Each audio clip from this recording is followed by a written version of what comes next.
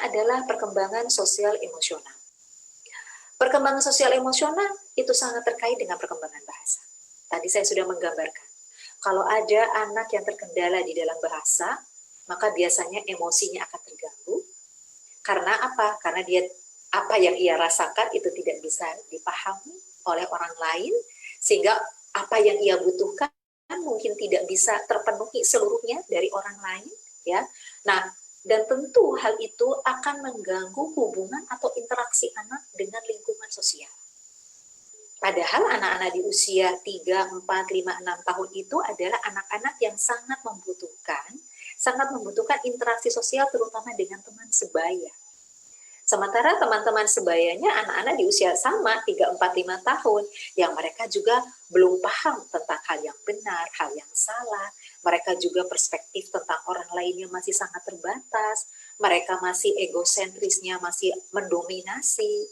Sehingga sangat wajar sekali kalau kita melihat anak-anak yang di usia-usia 3, 4, 5, 6 itu sedang bermain bersama, sering muncul konflik di antara mereka.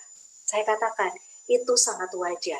Makanya ibu-ibu semua kalau punya anak lebih dari 1, ya, ada yang sampai punya anak 2, 3, 4, 5, 6, Masya Allah, lalu tiap hari anak itu berantem, ya berantem dalam arti konflik ya, bukan kemudian sampai menyakiti satu sama lain, dalam artian konflik, maka saya katakan itu adalah sangat wajar sekali.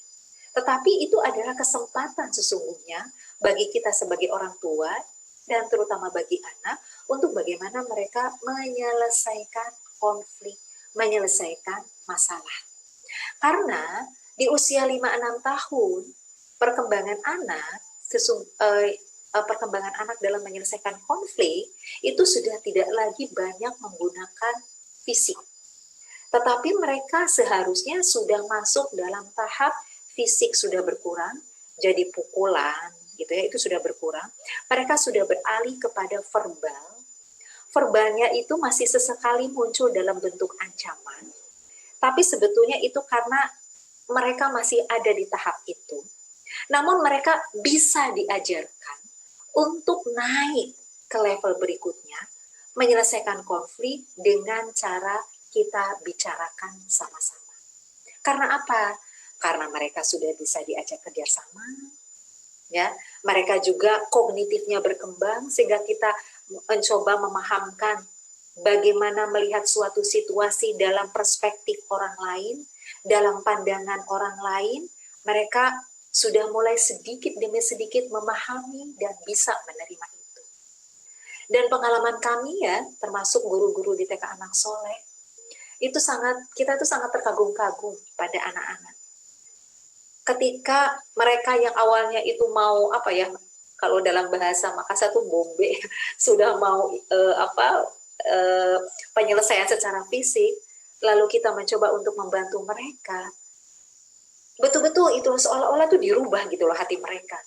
Yang asalnya marah itu berubah menjadi rasanya sayang gitu loh kepada temannya. Ketika apa? Ketika kita membantu mereka memahamkan situasinya seperti apa. Dari asalnya yang tidak mau berbagi, dari yang asalnya tidak mau memberi, akhirnya mau memberi. Nah, potensi itu sudah ada Bu, pada anak-anak kita. Kemampuan kerjasama, kemampuan untuk berbagi, mereka lebih sabar, mereka mau antri, potensi itu sudah ada. Yang diperlukan adalah kita sebagai orang tuanya, bagaimana kemudian menstimulasi itu.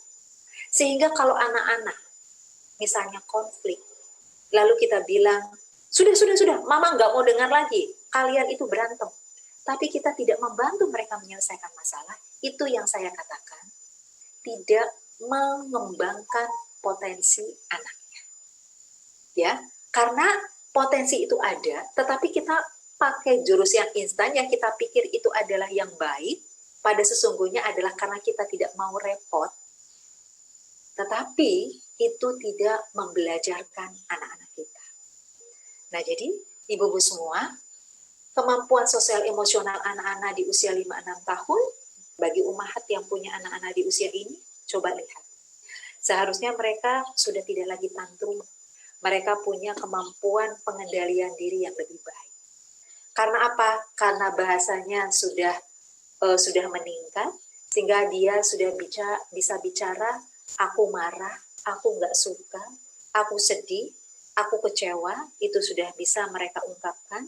Ketika mereka sudah mengungkapkan, orang lain paham, lalu ketika ditanya pada anak, apa yang kamu butuhkan, anak bisa menyampaikan, sehingga membuat bantuan kita kepada anak itu bisa lebih pas, sesuai dengan apa yang anak mau, sesuai apa yang anak butuhkan. Nah, mereka lebih sabar, mereka bisa menunda apa yang mereka inginkan. Jadi tidak seperti ini. Aku mau mainan. Tapi Bunda belum bisa memberikan mainan hari ini. Bunda masih ada pekerjaan. Pokoknya mainannya harus diberi sekarang. Nah, kalau anak-anak kita yang usianya mungkin 2 tahun, 3 tahun masih seperti itu, it's okay. Karena mereka masih dalam tahapan belum paham tentang konsep waktu. Nanti, sekarang, esok, itu mereka belum paham. Tapi kalau anak usia 5 tahun, itu bisa kita ajak bicara. Hari ini, Bunda masih ada pekerjaan yang perlu dibereskan. Bagaimana kalau kita memberi mainan yang adik mau nanti pada hari Sabtu atau hari Ahad? Bisa menunggu berapa hari lagi Bunda? Hari ini adalah hari Kamis, besok hari Jumat, 1 hari lagi saja kita menunggu. Bisa? Nah, itu sudah mulai tuh Bu, dia sudah paham konsep waktu, sehingga dia bisa lebih sabar. Ya, tinggal bagaimana kita memahamkan anak tentang hal itu. Dan mereka sudah bisa diajak untuk melakukan strategi-strategi untuk mempelajari banyak hal. Misalnya ketika marah. Adik marah ya? Iya, adik marah. Coba adik tenang dulu. Ya, karena marah itu rasanya sakit ya, Dek ya? Nggak enak, nggak nyaman. Adik mau dibantu oleh Bunda? Coba tarik nafas sampai adik merasa dada adik sudah lebih lega sedikit.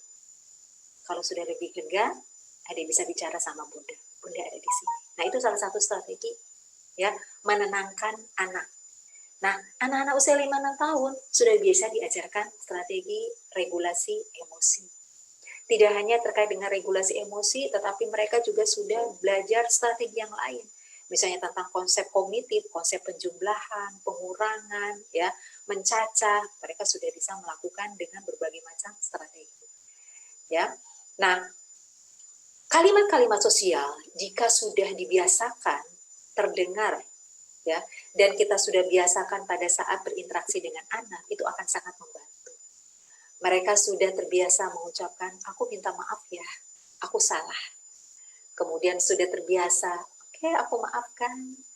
Kalau mau mau suatu benda yang itu bukan miliknya, dia paham ada hak milik orang lain, maka dia minta izin. Ya, kemudian dia mengucapkan terima kasih. Nah, coba Ibu perhatikan ya, kemampuan-kemampuan ini sangat mendukung untuk pengenalan terhadap beberapa aturan atau syariat Islam yang harus diterapkan kepada anak-anak kita. Misalnya apa? Ada yang minta izin dulu ya kalau mau masuk kamar ayah, masuk kamar ibu, boleh ketuk pintu dulu. Itu salah satu cara. Karena apa? Karena itu adalah syariat Islam. Itu adalah syariat Islam yang harus kita terapkan di dalam rumah kita. Karena batasannya itu kan kalau usia 7 tahun, anak kita tuh harus diajak untuk sholat. Ya. Di usia 10 tahun kalau mereka belum mau, itu baru dipukul. Nah, tapi bukan berarti bahwa sebelum 7 tahun anak-anak nggak diperkenalkan sholat. Tapi sudah disonding. Nah, dari perintah ini kemudian dikaitkan, kapan anak kita bisa diajarkan untuk minta izin? Di usia 7 tahun, tapi boleh sebelum itu. Karena kalau anak-anak usia 5-6 tahun, mohon maaf ya, ketika melihat misalnya hal yang belum boleh mereka lihat, ketika ayah dan ibunya melakukan sesuatu yang misalnya hubungan seksual, dan itu nggak boleh mereka lihat.